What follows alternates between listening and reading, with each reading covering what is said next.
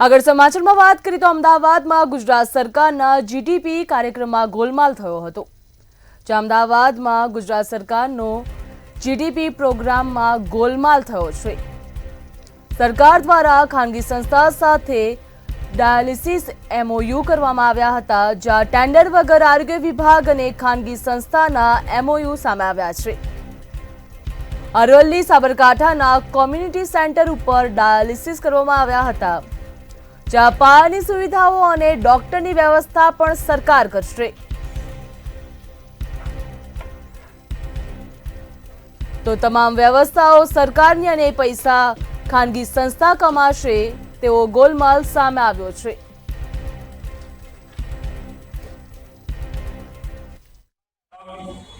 જેના સાપસા બંને જિલ્લા એટલે કે એના જેટલા કોમ્યુનિટી સેન્ટર છે, મેઘરજ, બાયડ, માલપુર, મોડાસા, શામળાજી, ધનસુરા, ભિલોડા, કોશીના, પ્રાંતિ, તલોદ, વડાલી, હિંમતનગર, ખેડબ્રહ્મા, આ બધાના જે ગુજરાત ડાયાલિસિસ પ્રોગ્રામ હેઠળ, જીડીપી પ્રોગ્રામ હેઠળ જે ડાયાલિસિસ કરવાની જે સંસ્થાઓ હતી, જે ગુજરાત રાજ્યની સરકાર દ્વારા ગુજરાતની હોસ્પિટલો દ્વારા કરવામાં આવતું હતું, એને ખાનગી સંસ્થાને ફાળવી।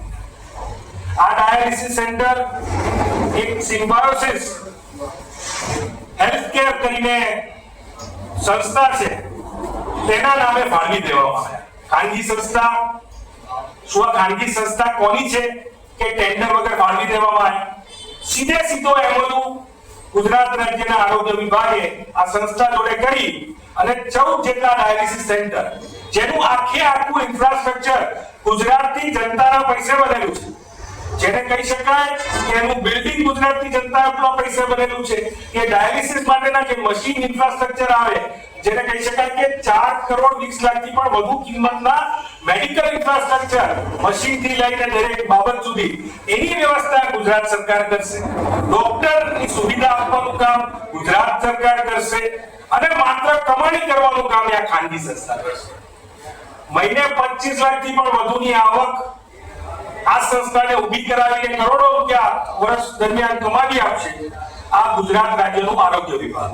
ગુજરાત રાજ્યના આરોગ્ય મંત્રીશ્રીને પૂછવું છે કે આ સિમ્બાયોસિસ હેલ્થકેર નામની સંસ્થા કોની છે કે તમે જેમાં MOU કરો છો, એ MOU માં પૂરતું એડ્રેસ પણ નથી લખતા।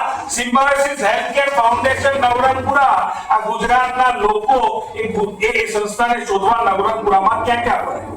સ્પષ્ટપણે બધું જ ઇન્ફ્રાસ્ટ્રક્ચર આપણા બધાના ટેક્સ મનીથી ઊભું થયેલું ઇન્ફ્રાસ્ટ્રક્ચર અને ખાનગી સંસ્થાને ફાળવી જે પ્રકારનો મોટો ભ્રષ્ટાચાર આરોગ્ય વિભાગ દ્વારા આચરવામાં આવ્યો છે,